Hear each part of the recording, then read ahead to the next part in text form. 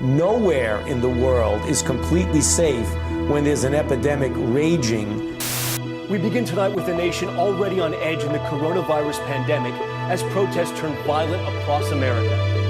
Pope Francis used his first Easter Sunday address to call for world peace. Sì, Cristo è la nostra pace.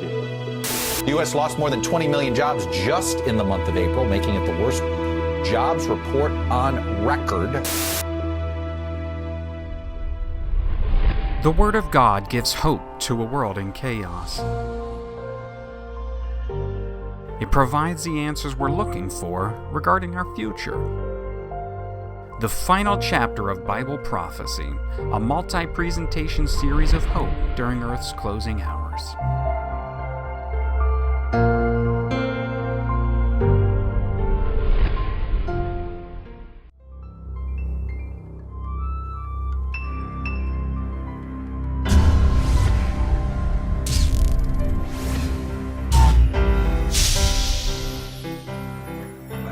Welcome to another presentation of the final chapter of Bible prophecy. So glad you could join us tonight. If it's your first time, welcome. And if this is not your first time, welcome back. And if you haven't done it yet, I want to encourage you to share this with friends and loved ones. We want to be able to reach as many people as possible with the good news of who Jesus is and what he's done for us. In fact, we want to be able to answer your Bible questions also. If you have not done it yet, be sure to go to beholdthesavior.com and you can download your free study guide there that you can use as you go along with the presentation or use afterwards to kind of use as a refresher. You can also find at beholdthesavior.com a link to be able to ask your Bible questions, and we certainly want to be able to answer as many of that for you as we can. Well, we've got a big topic, another big topic in store for us tonight, and this kind of has to deal with where we come from. And does God want us to remember such a thing? Well, John chapter 8, verse 32 says, "And you shall know the truth, and the truth shall set you free." Many, many different stories exist of where we came from. Have we evolved from some sort of primordial soup? Are we here as the result of random events and accidentally came to being? Or have we been fashioned by the hand of a loving God who has a purpose for our lives? Well, this was the common understanding until a man by the name of Charles Darwin turned that theology upside down. Evolution had existed for the theory of evolution had existed for quite some time, even goes all the way back to pre-Socrates thinking.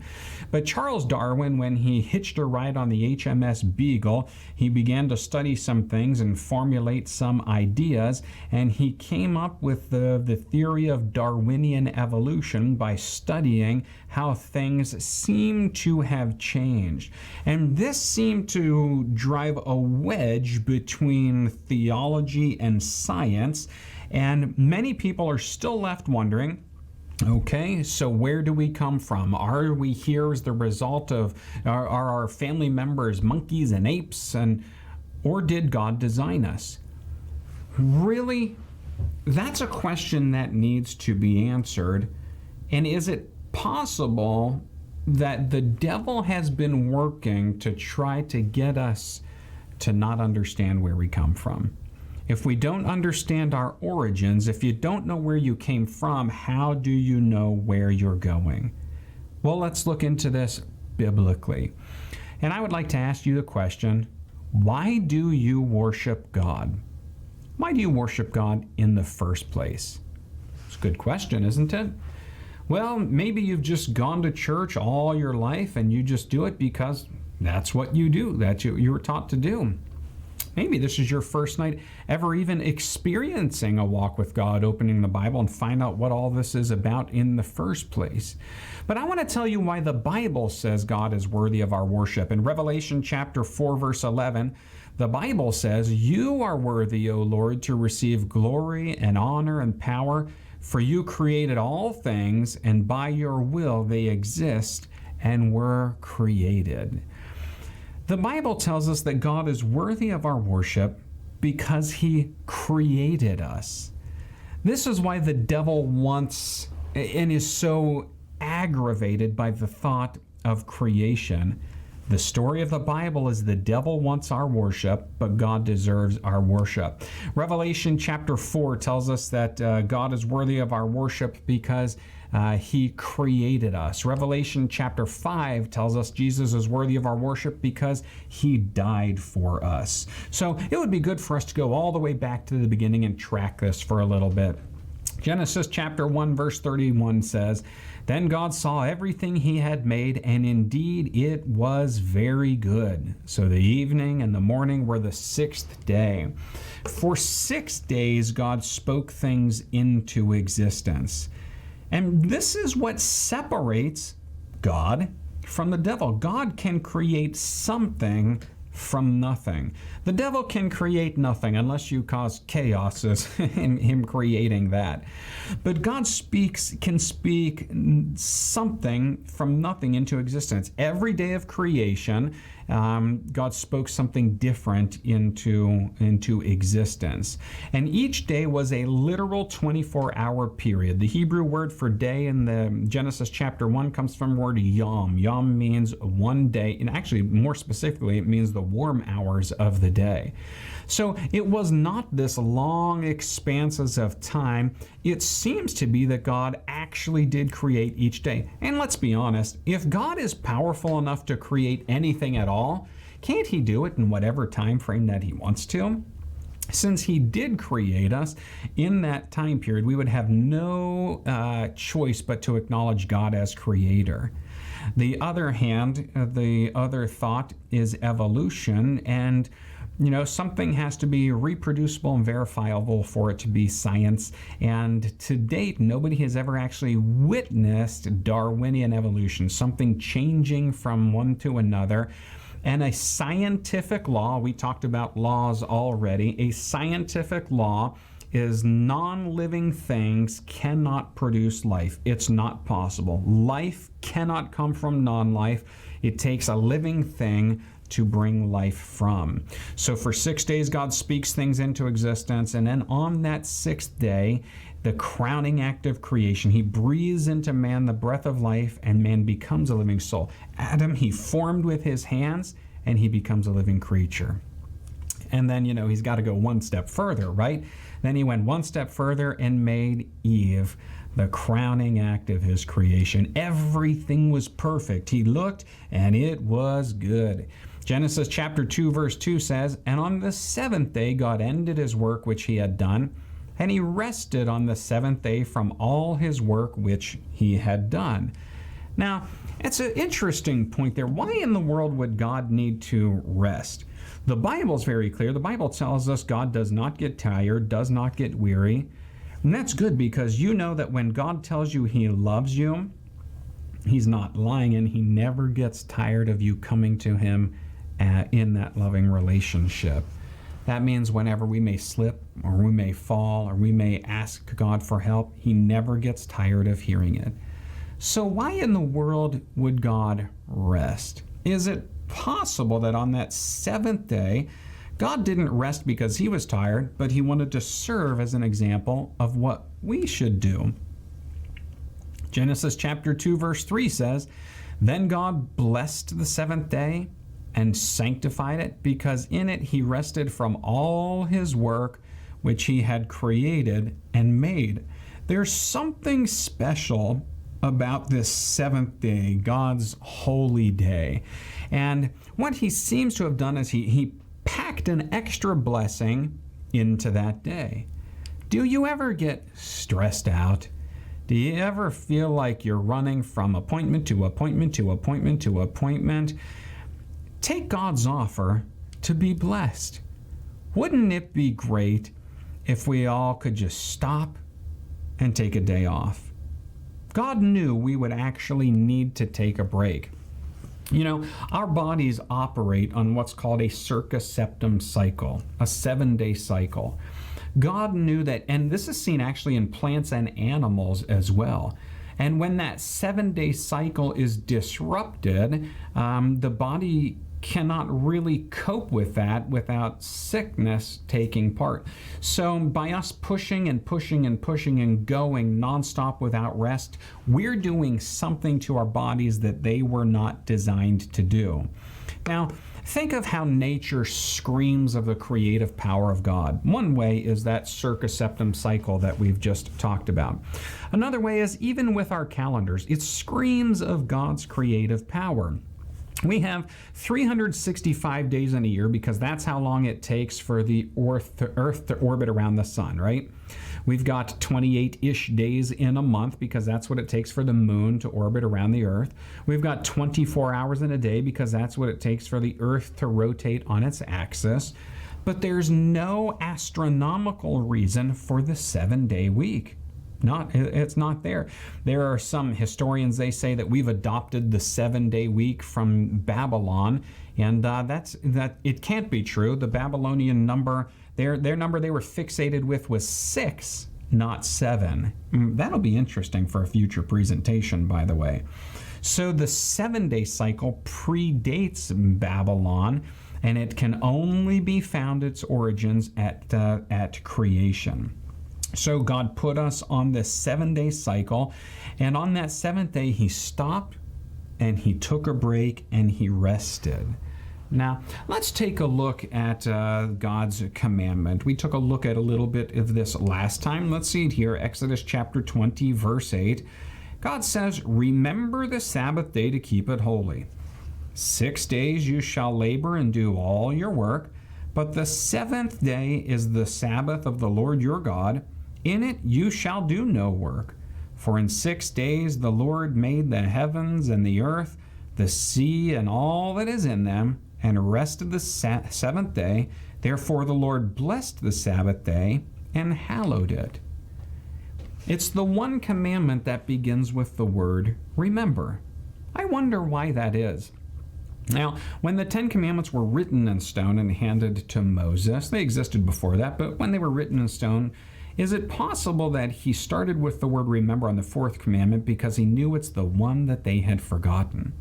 When the Israelites were coming out of Israel, when Moses went to the Pharaoh and he said, "Let my people go," you know that all he wanted was to go out and worship on the Sabbath. But God went far above and beyond. He blew the door wide open and he gave them complete freedom. It's the one commandment that begins with the word remember.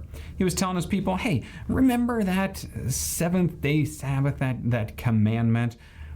And then is it possible it was also a remembrance for future generations? Don't forget the Sabbath. You know what it is? Really, it's a time, it's a break to step away from the thoughts, the cares of the world, and to lay those stresses aside and step into the presence of God. This is what God wants. Isn't it cool that God wants to spend time with you so badly that he made a law surrounding it? Let's go to Ezekiel chapter 20, verse 12. It says, "Moreover, I also gave them my Sabbaths to be a sign between them and me, that they might know that I am the Lord who sanctifies them." And the very next couple verses down, verse 20, says virtually the same thing. "Hallow my Sabbaths, and they will be a sign between me and you, that you may know that I am the Lord your God." So think of it this way. The 10 Commandments, most religions, I'm not saying denominations, I'm saying religions, most religions have some form of the 10 Commandments. Most agree it's wrong to lie, cheat, kill, and steal, and so on. But the Sabbath commandment is unique to God and his people. And as he was telling the prophet Ezekiel there, as we just read, it's his special sign between him and his people. That's how the rest of the world would know that they belong to God, is because of that Sabbath commandment there. Now take this for example. Imagine I've got 7 envelopes. There's 2 on the screen there. Let's imagine I've multiplied them and I have 7 envelopes. Imagine I got 7 envelopes right here, right? And I number them 1, 2, 3, 4, 5, 6, 7. And I put a $100 bill in that 7th envelope. And then I hand them to you. They're splayed right out here. And I say, okay, you can pick any one of these envelopes you want. By the way, there's $100 in the 7th envelope. Which one are you going to pick? You would pick the seventh one, right? I do this when I do this series live, and I usually like to call a child up, but I don't use $100 bill. I put $1 or something in there. I say, which one would you pick? And I don't know why. Almost every single time they're hesitant. They think there's some trick or joke there. I say, no. All of them are empty except this seventh one. You can have that one. There's money in it. You can have any one you want. Which one are you going to pick? Now, which one do you think they pick? They end up picking that seventh one. And then I say, why did you pick this seventh envelope? Why that one? And they say, the obvious, well, because that has the money in it. I say, but they're all envelopes. Yes, but that one has something special inside of it. That's what God seems to have done with the Sabbath.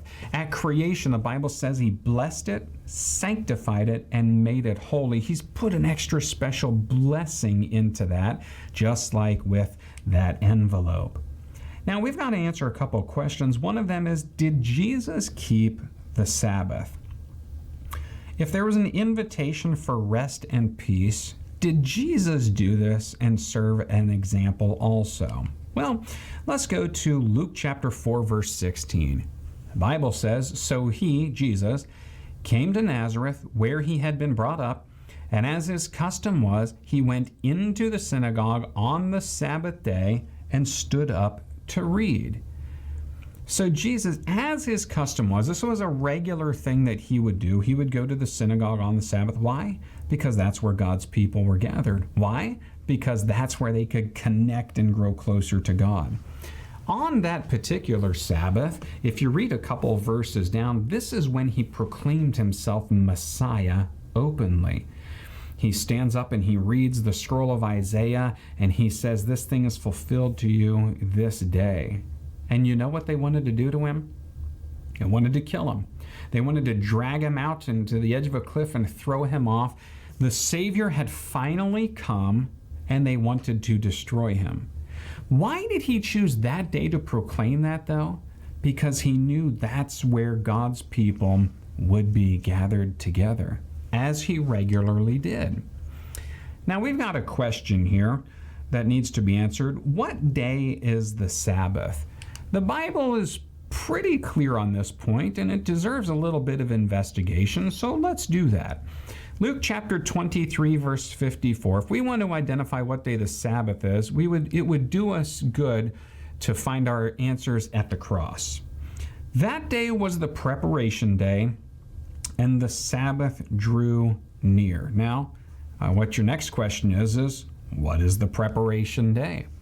In the Bible, you will not find the days Sunday, Monday, Tuesday, Wednesday, Thursday, Friday, Saturday. We get those names from Roman gods. They were given after the Bible is already written and compiled. So what day what day is the preparation day? Well, let me ask you this. What day did Jesus die on the cross for our sins? Most Christians agree that it's Friday, right? We call it Good Friday. And that's the day that the Bible calls the preparation day. So what is the preparation day? You know, everything in the Hebrew lifestyle looked forward to the Sabbath.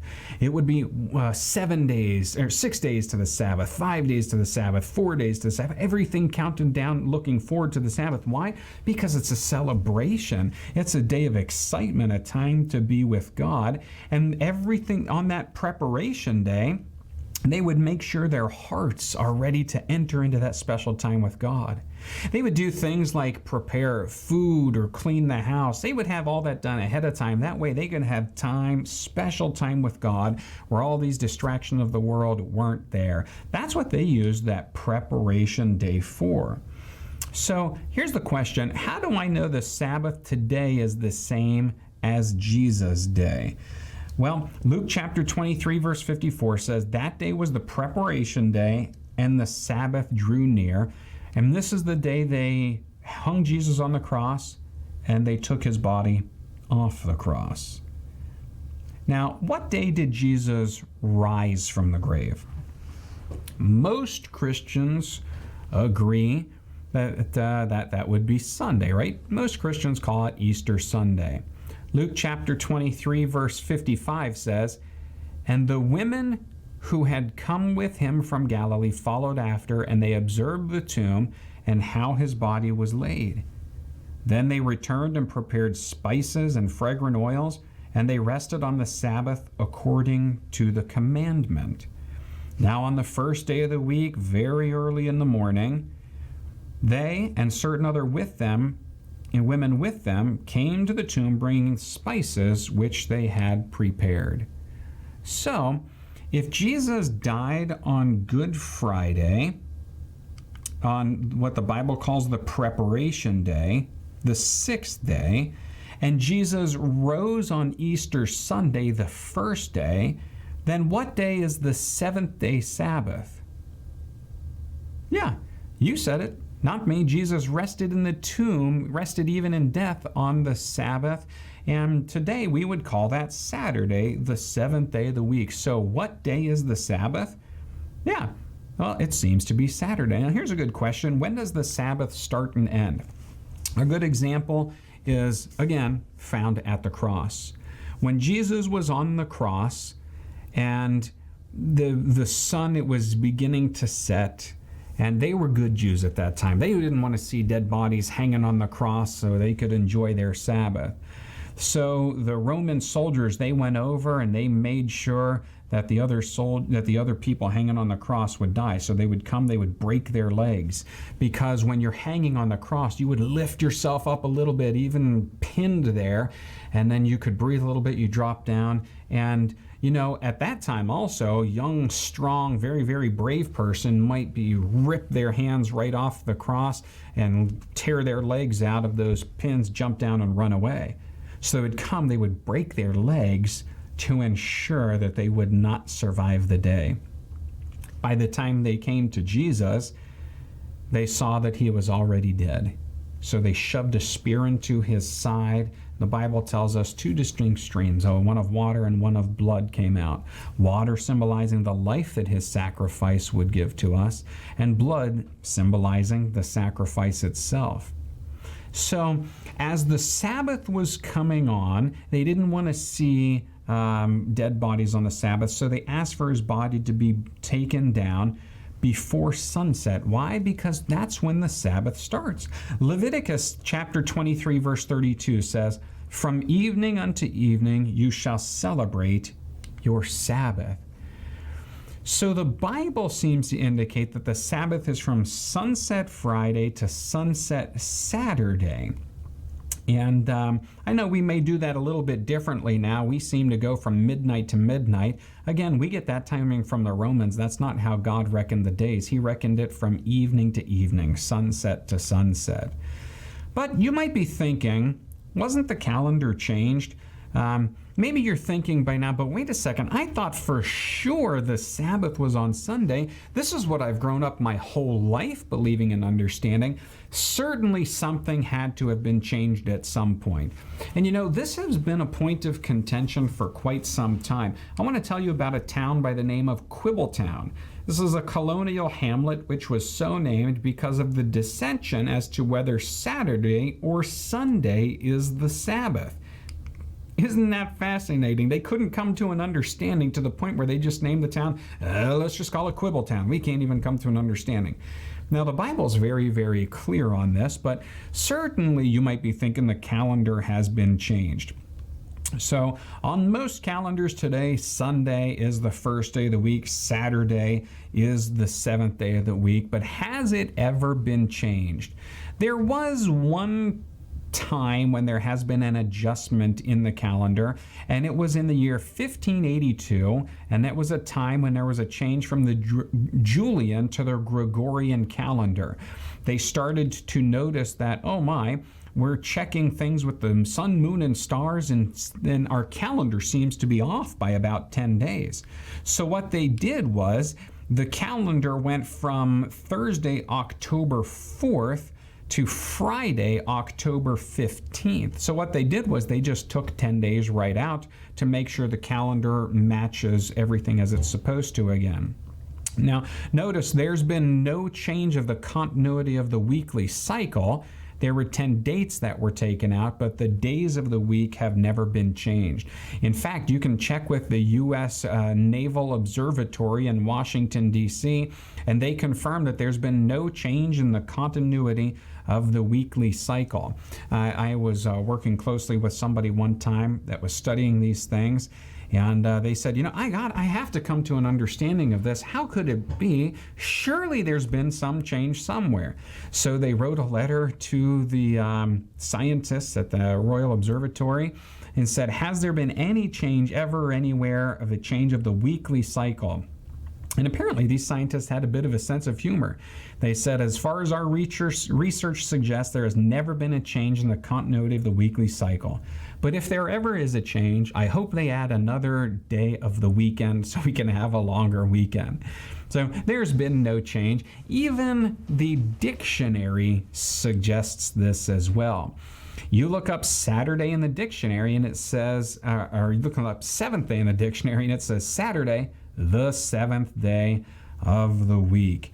In fact, over 105 languages in the world use the word Sabbath for Saturday. Do I have any Spanish-speaking friends watching this today? Now, what word do you have for Saturday? You don't call it Saturday. What do you call it? You call it Sabado, which means Sabbath. How about our Russian friends that are watching this right now? Russian friends, what word do you have for Saturday?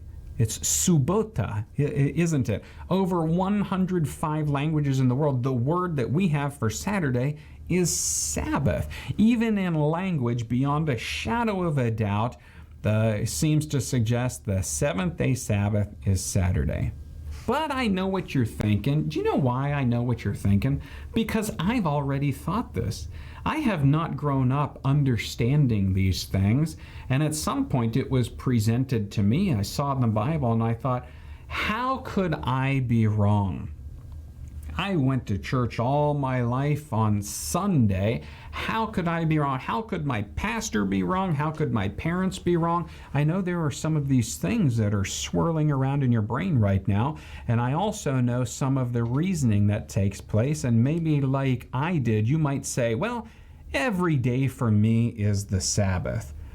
Now here's the thing. If every day for you is the Sabbath, then you are the laziest person on planet Earth. Why? Because in the Sabbath commandment, the fourth commandment, it's not only a command to rest and spend time with God, it's a command to be active and work 6 days a week. 6 days you should labor and do all your work, but the seventh day is the Sabbath of the Lord your God. Now, you may be thinking, but I'm too old, or I can't go down to the factory and punch in and work 6 days. And I understand that. God understands that. But you can be active members and participants in society those days of the week also. There's one day that God asked us to set aside to keep it special, to keep it for Him. And when we start to reason and try to back out and look for excuses why not to spend with God, well, I guess the question really would be, why would you not want to spend time with God like He asks? But didn't the apostles change the Sabbath and worship on Sunday? Sure, okay, I see it's never been changed in the Old Testament. I see Jesus never changed it. The Bible's very clear on that. Maybe somebody after Jesus did. Maybe that early New Testament church had to be a change somewhere, right? Well, let's take a look into that. Paul and his friends go out to win souls. Let's take a look at these instances in the book of Acts. The book of Acts is sort of, I tell you what, you want to learn about church growth and operation and a lot of powerful things, you read the book of Acts, the Acts of the Apostles in the Bible. And we see how the Apostle Paul and the other apostles thought about the Sabbath as they're going out to win souls. Acts chapter 13, verse 42. So when the Jews went out of the synagogue, the Gentiles begged that these words might be preached to them the next Sabbath. So these Christians, remember, they're becoming like a plague, like a festering splinter to the good Jews, right? And the Gentiles, anybody that was not a Jew was considered a Gentile. So as the Jews are going out, the Gentiles are coming in, and they're begging that these words might be preached to them on the next Sabbath. So Paul, as he's going out to win souls, he's teaching them to come in and honor that seventh-day Sabbath, to so much that they're actually begging, hey, you got to teach us more next Sabbath. Acts chapter 13, verse 44. On the next Sabbath, almost the whole city came together to hear the word of God. Wouldn't it be great if an entire city came together to hear the word of God preached today? Well, Paul and company go out to win more souls. Acts chapter 16, verse 13. And on the Sabbath day, we went out of the city to the riverside, where prayer was customarily made, and we sat down and spoke to the women who met there. What day was it on? It was on the Sabbath. What day was the Sabbath? You said it, not me. It was Saturday. Now, take a look at what's happening here. Let's break it down. And on the Sabbath day, we went out of the city to the riverside, where prayer was customarily made. Why were they not worshiping in church on that day? But I thought we should be at church on the Sabbath. Well, in this area, evidently there were not enough men in the church to constitute a church at that time. There had to be so many men, and then it could be an officially formed church. So this passage seems to suggest that they wanted to do church, and they were doing it the best that they could, so they worshiped where they could. Remember, church is not the building. The church is the people. And the Sabbath is the Sabbath no matter where we are. And now there's a great blessing in coming together to worship God at church, don't get me wrong. But if it's not physically possible, notice I didn't say if you don't want to, I said if you can't. I didn't say if you won't, I said if you can't. And if you can't get to church on the Sabbath, the Bible says you can still find a blessing by worshiping on that Sabbath day. Well, Paul and company go out to win even more souls yet. Acts chapter 17, verse 2. Then Paul, as his custom was, went into them, and for 3 Sabbaths reasoned with them from the Scriptures. Time after time, all the evangelistic work that they set out to do, and they were teaching people to worship on the Sabbath. Now, if it was changed, if they wanted them to observe another day, why in the world would they keep teaching them about the Sabbath? Certainly, there would have to be something that would say, okay, guys, no longer is the seventh-day Sabbath Saturday, but it's going to be Sunday now. But you might be thinking, I still think the apostles changed it. Somebody had to have changed it. How could I be wrong? Well, there are 8 texts in the Bible that talk about the first day of the week. 8 and 8 only in the New Testament, and we're going to look at every single one of them here. Let's take a look at it. Surely there has to be something here that talks about a transfer of the Sabbath from the 7th day to the first day. Well, Luke chapter 24, verse 1. Now on the first day of the week, very early in the morning, they and certain other women with them came to the tomb bringing spices which they had prepared. Is there anything there that suggests a change from the 7th day to the first day? No, don't seem to see that there. Mark chapter 16, verse 2. Very early in the morning, on the first day of the week, they came to the tomb when the sun had risen. Same thing, same scenario, just a different book of the Bible. Number 3. Now when he rose early on the first day of the week, he appeared first to Mary Magdalene, and out of whom he had cast 7 demons. Anything there so far about a change of the Sabbath? Nope. The Bible continues to say, now after the Sabbath, as the first day of the week began to dawn, Mary Magdalene and the other Mary came to see the tomb.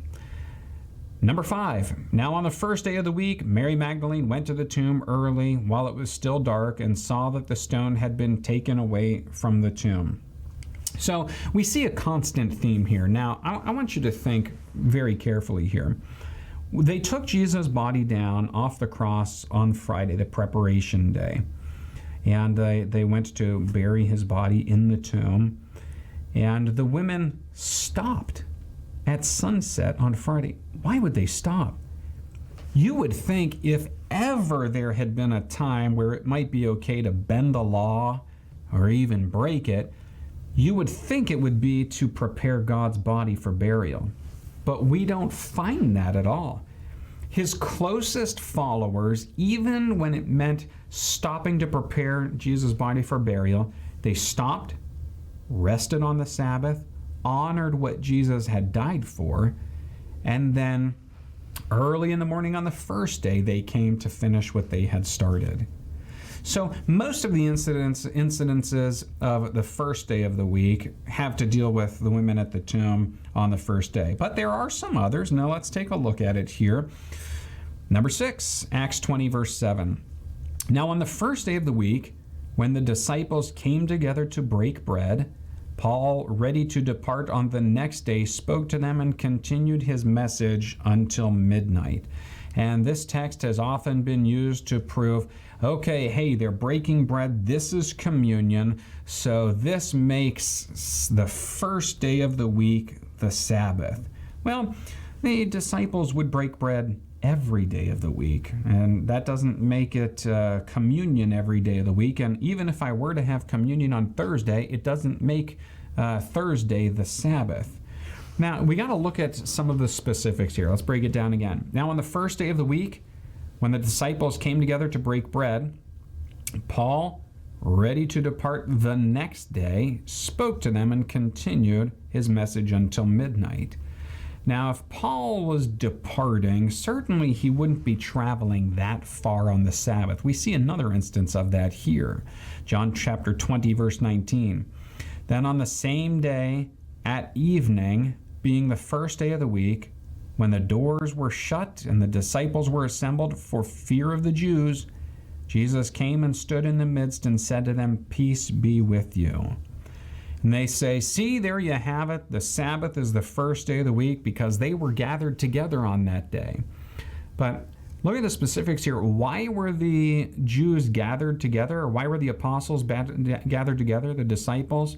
For fear of the Jews.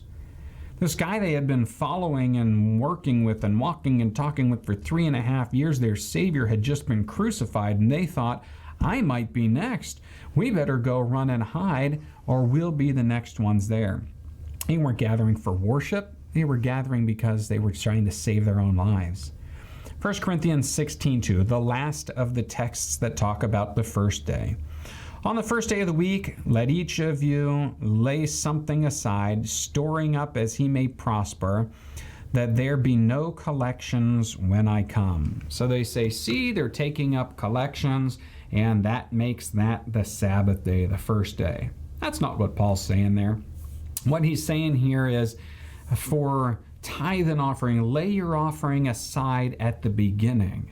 Because if you wait until the end of the week when it's time to give your offering to God, you may spend it all and you'll have nothing to give to promote the work to make sure more people hear about Jesus.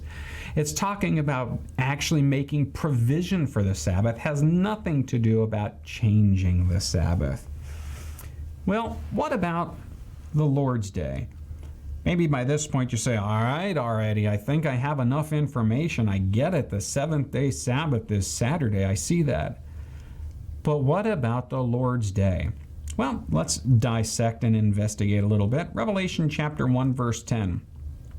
John is receiving a vision, and he says, I was in the Spirit on the Lord's Day, and I heard behind me a loud voice as of a trumpet. I was in the Spirit on the Lord's Day. That's it. That's all it says. It's the only time in the entire Bible that phrase is found. One time and one time only. And judging by that, can we tell what day of the week that is? No, we can't. All it says is he was in the Spirit on the Lord's Day. So remember, the Apostle John, he was separated from all his friends, family, loved ones on this penal colony on the island of Patmos. And what he's saying is, I was in the Spirit, I was receiving information, and it happened on the Lord's Day. So we want to be good Bible students. We want to be faithful to what God has given to us and ask, what day is the Lord's Day? Mark chapter 2, verse 28 says, therefore the Son of Man is also Lord of the Sabbath. Well, that's interesting, isn't it? Now, we can be honest with ourselves. Isn't God Lord of every day of the week? Didn't Jesus make them all? Isn't Jesus Lord of every day of the week?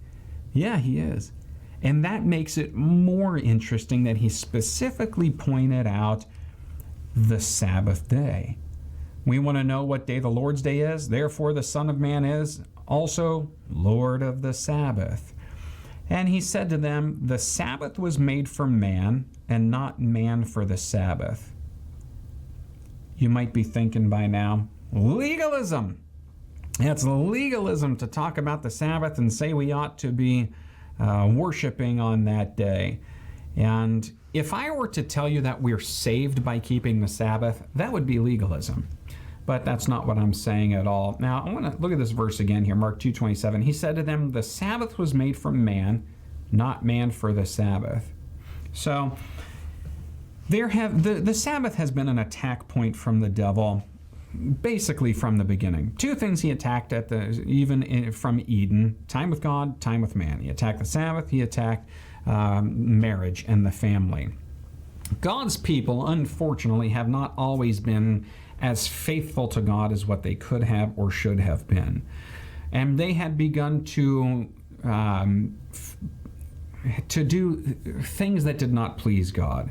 They began to bring idols into the sanctuary, unclean food into the sanctuary, and just before the time of Babylon ransacking and destroying Jerusalem, one of the final straws that broke the camel's back was they had neglected the Sabbath. They were turning their back on God's Sabbath.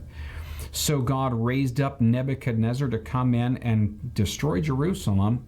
Kind of strange, isn't it? The only way he could save his people was by to destroy the city.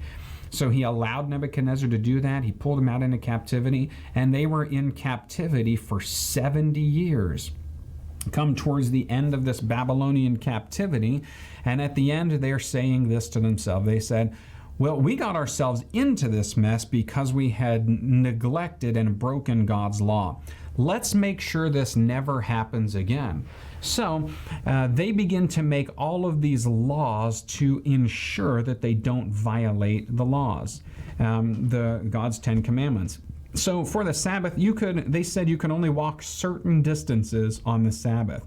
You could not spit on the Sabbath, because that might land on a seed, it might germinate, and that might be considered farming. It's just ridiculous. You couldn't wipe the mud off of your sandals on the Sabbath, well, because that's considered spackling and you're working and all of that. And it became misery. They instituted all of these laws that the Sabbath became misery. They had robbed the people of the joy that God wants in it. And think of it like a pendulum swinging. It went from total disregard to God's law, and it swung all the way to the other side to over-codification of the law. God wants to get us in that healthy balance right there in the middle. So it got to the point where it was legalistic. Everything revolved around honoring the Sabbath rather than the God of the Sabbath. That's a very important distinction, and we want to be careful not to cross that line. But because we may be a little bit concerned of becoming legalistic, you don't throw the baby out with the bathwater. You don't throw away the law because you're afraid that you might be sucked into the theory of you're saved by keeping the law. Then where do you draw the line? Isn't Sabbath keeping the Sabbath, legalism? Mark 2:27.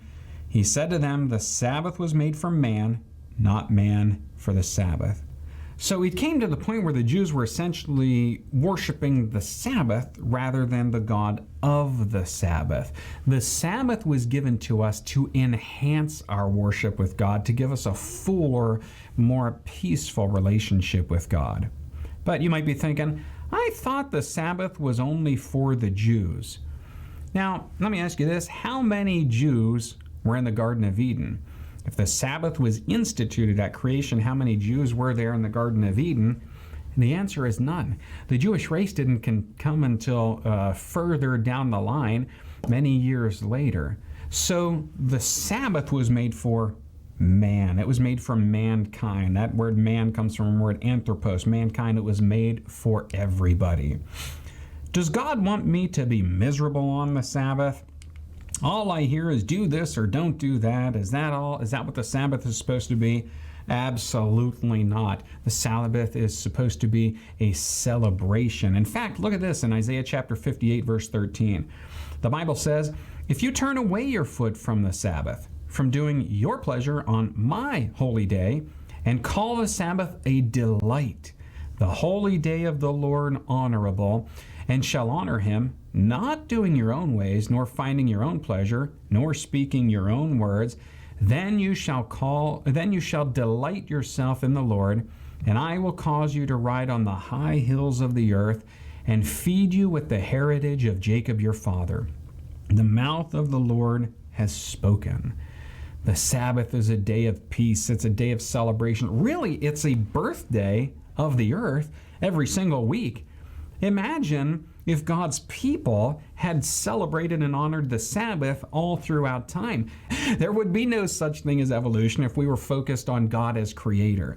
There would be no such thing as communism and all of these other things, because we would have had our focus on God. And that's when he wants us to have this peace in. So God's holy Sabbath, the seventh day, you might be thinking, but I thought it was nailed to the cross. Isn't there something in the New Testament that says the Sabbath has been done away with? Well, let's take a look at Colossians chapter 2, verse 14. It says, having wiped out the handwriting of requirements that was against us, which was contrary to us, and has taken it out of the way, having nailed it to the cross. And verse 16 says, so let no one judge you in food or in drink or regarding a festival or a new moon or Sabbaths. See that? I told you, you have no right to judge me because of the Sabbath, so you just leave me alone about that. Let me tell you a story about this. By the way, nobody has any right to judge you on the Sabbath. God does a pretty good job of that himself. There was a friend of mine, and he was doing a series of presentations very similar to this. And after the message on the Sabbath, like you're hearing tonight, he was at the grocery store the next day or something. Someone came up to him all huffy puffy and angry, and legalism, don't you know you're putting us under bondage? And he said, well, my Bible calls the law of liberty, of freedom. You're telling people to work on the Sabbath. I'm telling them to rest on the Sabbath like God said. Haven't you read Colossians chapter 2, verses 14 and 16? Doesn't it say, let no one judge you in food or drink or regarding a festival or new moon or Sabbath? He said, yeah, I've read that. Have you read Colossians 2:17? No? Well, you might want to do that. Colossians 2:17 says, which are a shadow of things to come, but the substance is of Christ. What has been done away with at the cross was not the law of God, not the written in stone commandments of God. What's been done away with, or what was fulfilled, was the sacrificial and ceremonial system. See, every one of the sacrifices and ceremonies of the Old Testament was connected with a Sabbath. The word Sabbath means rest. There were those Sabbaths, but then there was the seventh-day Sabbath, written in stone, shouted from a mountaintop. I don't know what more God could have done and attached more importance to it. How would you like to enter into his Sabbath rest? Let me tell you, I am a pastor, and I have numerous churches, and oftentimes the Sabbath is the busiest day of the week for me. I'm in numerous churches on any given Sabbath. But you know what? It's a loving service to God.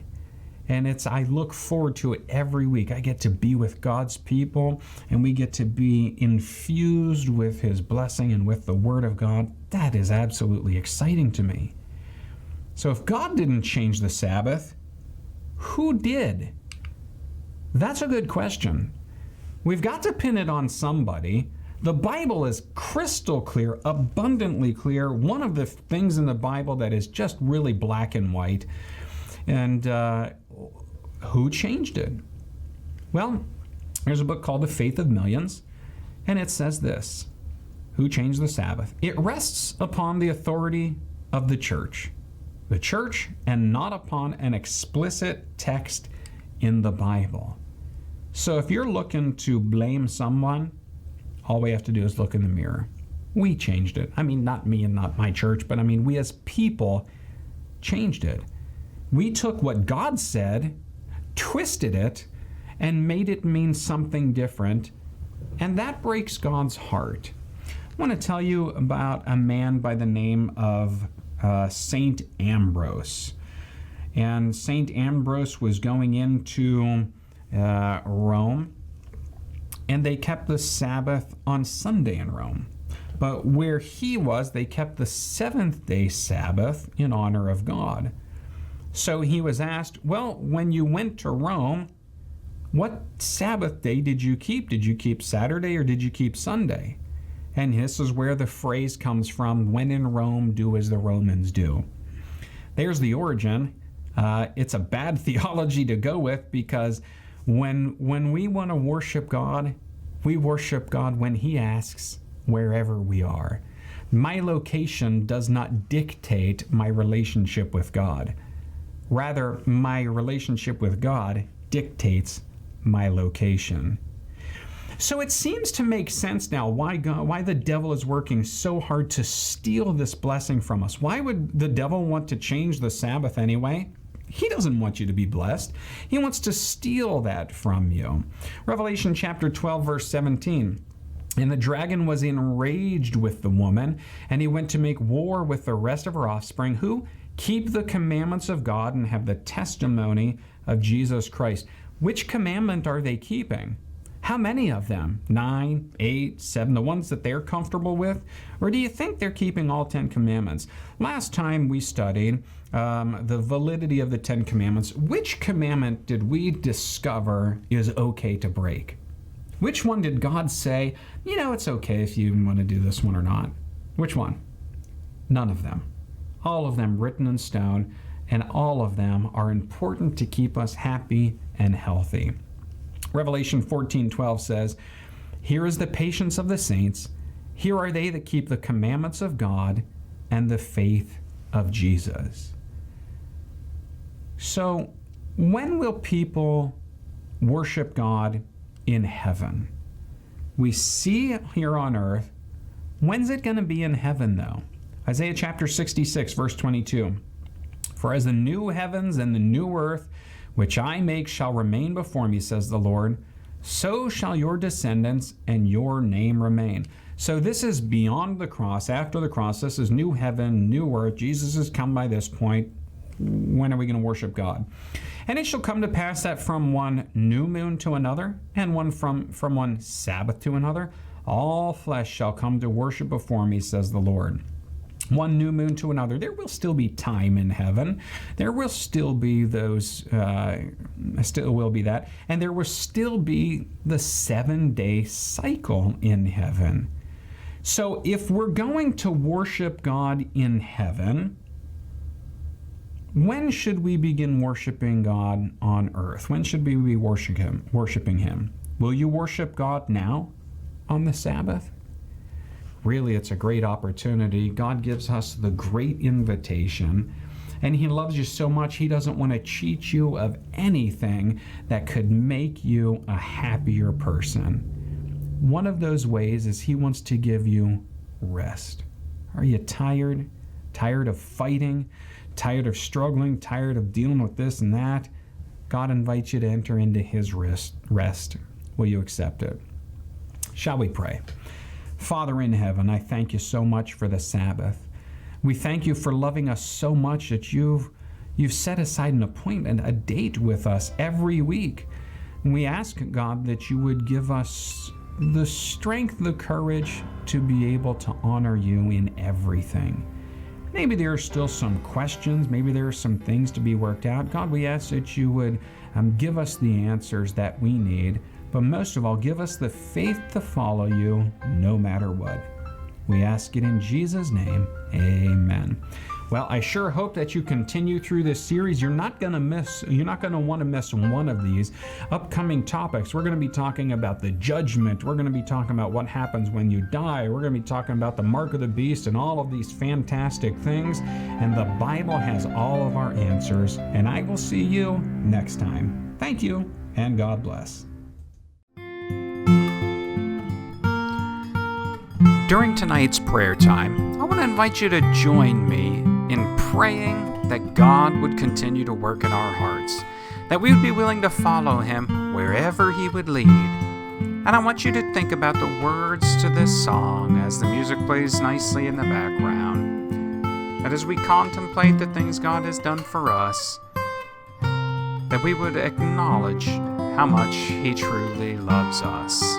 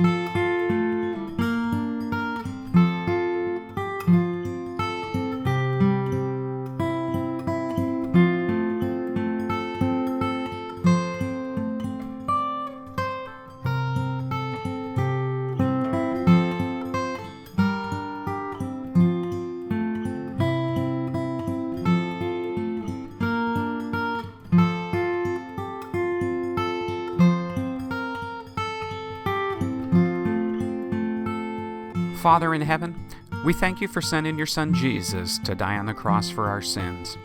We see that you desire to spend every opportunity with us that you can. to the point of sending your Son Jesus to die on a cross that we would have hope of eternal salvation with you. We thank you for loving us, and we ask that you would give us the courage to follow you unreservedly everywhere that you would lead. We thank you for hearing this prayer, and we ask it all in Jesus' name. Amen. If you have not done it yet, be sure to go to the website beholdthesavior.com and make that decision to follow Jesus.